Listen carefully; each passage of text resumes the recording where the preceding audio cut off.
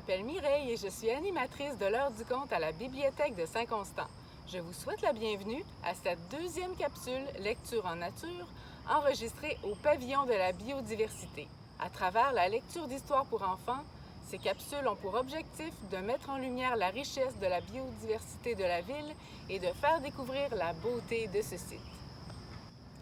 La thématique d'aujourd'hui sera les amphibiens. Connaissez-vous la rainette faugrillon? Cette petite espèce bien reconnue pour son talent de camouflage et pour la puissance de son chant au printemps est malheureusement menacée, entre autres par le développement immobilier et l'assèchement des étangs. Pour lui venir en aide, la ville de Saint-Constant a organisé, en juillet 2016, une première relâche expérimentale de rainettes élevées en captivité. Cette initiative avait permis d'en réintroduire plus de 1500 dans les étangs aménagés sur le terrain du pavillon de la biodiversité. Le succès de l'opération a été confirmé au printemps 2017, alors que le chant des rainettes se faisait entendre. Elles nous ont également fait la surprise de chanter haut et fort lors du Jour de la Terre le 22 avril 2018. Aujourd'hui, je vous ferai la lecture de ce superbe livre « La grenouille qui repassait ses parapluies » d'Anne-Marie Quesnel et Laurence Dechassé aux éditions Caramello. Restez à l'écoute, un bricolage suivra la lecture. Prêt à commencer? Allons-y! La grenouille qui repassait ses parapluies.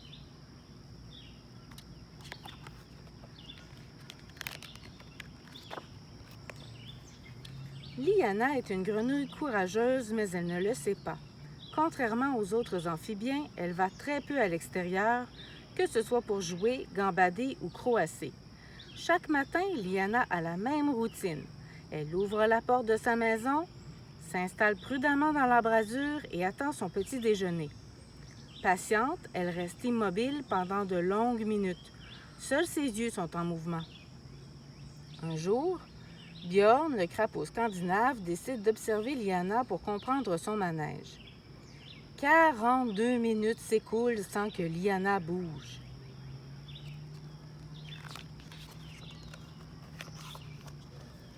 Curieux et un brin impatient, Bjorn saute sur le sentier qui mène à la maison. « Que fais-tu, Liana? » Liana sursaute de peur. « J'attends mon déjeuner! » Liana est nerveuse. Bjorn ne comprend pas. En riant, il dit « Tu attends ton déjeuner? Tu as un service de traiteur? » La petite grenouille rougit. « Mais non, j'essaie simplement d'attraper une mouche. » Bjorn grimace un peu. « Viens près de l'étang, il y en a plein. » Une inquiétude envahit Liana. « Tu veux dire m'éloigner de ma maison? Oh non! » Bjorn est curieux. « Pourquoi donc? » Liana commence à bégayer. Heureusement, elle aperçoit une bien petite mouche qui s'aventure tout près de sa maison, sort sa langue comme si c'était un fouet et attrape l'insecte. Elle salue Bjorn, rentre dans sa maison et referme aussitôt la porte. Clac!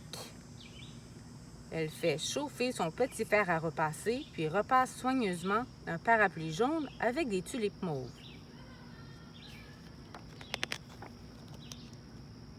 Bjorn a tout observé par la fenêtre. Il retourne à l'étang et demande à ses amis ce qui se passe avec Liana. « Elle est bizarre. Elle n'aime personne. Elle se prend pour une princesse. » Le lendemain, Bjorn l'observe d'un peu plus loin. C'est la même routine. Liana ouvre sa porte, se place dans l'embrasure, puis attend son déjeuner. Dès qu'elle a gobé sa mouche, elle retourne dans sa maison et sort son fer à repasser. Cette fois, elle choisit un parapluie bleu décoré de moutons blancs. Les jours se suivent et la seule chose qui change, c'est la couleur du parapluie. Bjorn veut des réponses. Un matin, il s'avance doucement vers Liana. « Bonjour! » Liana sursaute quand elle aperçoit Bjorn. Elle se calme un peu, sans pour autant retrouver son état zen. « Bonjour, Bjorn! » Le crapaud sourit. Au moins, elle ne s'est pas sauvée. Tu as de bien jolis parapluies. Liana devient rouge et étire une patte vers l'arrière pour rentrer dans sa maison. Liana, attends! Je t'ai apporté ton petit déjeuner.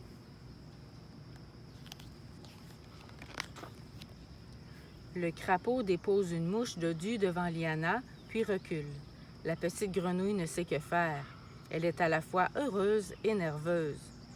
Elle murmure un petit « Merci », bien timide, attrape son repas dans un claquement de langue, puis retourne dans sa maison. Chaque matin qui suit, Bjorn lui apporte son petit déjeuner. De jour en jour, Liana se sent plus calme.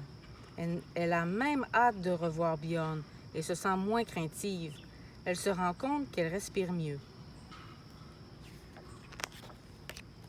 Un matin, Bjorn lui demande « Que dirais-tu de m'accompagner à l'étang? » Aussitôt, une panique envahit Liana. « Oh non! »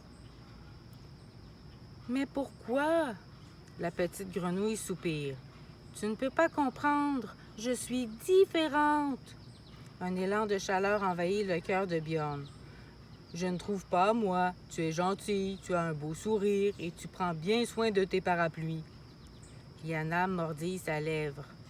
« C'est que j'ai peur. » Bjorn fronce les sourcils. « Peur de quoi? »« Peur de tout, de tomber, de me perdre, de me salir. Dans ma petite maison, il n'y a pas de danger. » C'est la première fois que Liana parle de sa peur. Quelques jours plus tard, Bjorn se réessaie. « Bonjour, Liana. On annonce une petite pluie aujourd'hui. Viens à l'étang. Tu peux apporter un de tes jolis parapluies. » Liana est terrifiée. « Oh non, je ne peux pas! » Rapidement, elle rentre dans sa maison. Pensif, Bjorn retourne à l'étang. Enfin, une idée lui vient à l'esprit pour aider Liana. Le lendemain matin, quand Liana ouvre la porte, Bjorn est déjà installé devant la galerie avec ses amis. Pour l'occasion, il porte un habit et un chapeau haut de forme. Liana est tellement surprise qu'elle ne remarque pas les autres amphibiens qui l'accompagnent. Son sourire éblouit tout le monde. « Bjorn, qu'est-ce qui se passe? Pourquoi es-tu vêtu d'un habit? » Gentiment, Bjorn lui annonce qu'elle aura un cours sur l'histoire des grenouilles. Tour à tour, chaque grenouille présente un fait à Liana. Les grenouilles existent depuis très longtemps. Les grenouilles étaient sur la Terre même avant les dinosaures. Il y a plus de 3000 espèces sur la planète. Les grenouilles peuvent sauter jusqu'à 10 mètres de haut. Liana n'en finit pas d'écarquiller les yeux. À la fin, Bjorn lui dit « Tu vois, Liana, tu n'as pas besoin d'avoir peur.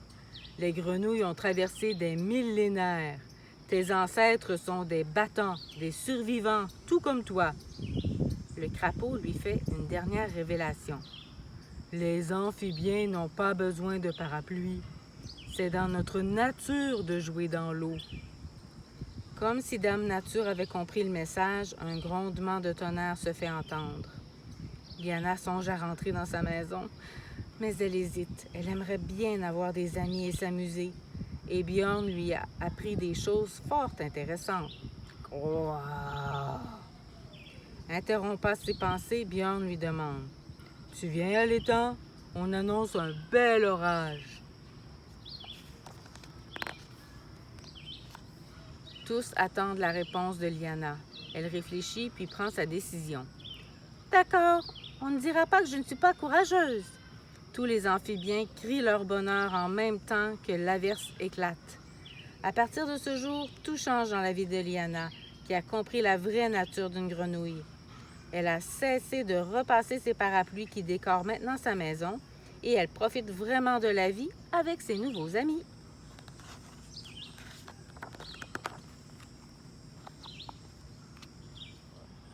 Avez-vous aimé l'histoire? Et toi, savais-tu que les grenouilles et les rainettes mangeaient des mouches?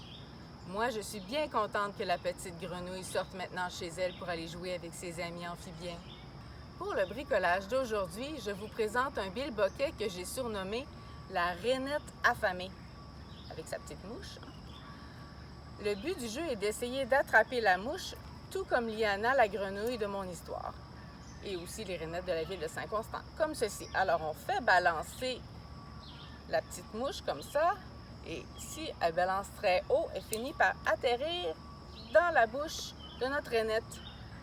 Ouf, ça prend de la patience, mais avec de la patience, tu vas y arriver.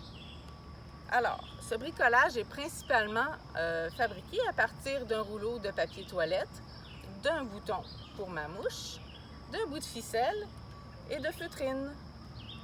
Alors, pour consulter toutes les étapes du bricolage, rendez-vous sur la page Lecture en nature du site web de la ville de Saint-Constant. En terminant, si vous désirez en apprendre plus sur les rainettes faux-grillons ou entendre leur magnifique chant, n'hésitez pas à visionner nos vidéos disponibles sur la chaîne YouTube de la ville de Saint-Constant. Merci beaucoup de votre écoute et à la prochaine!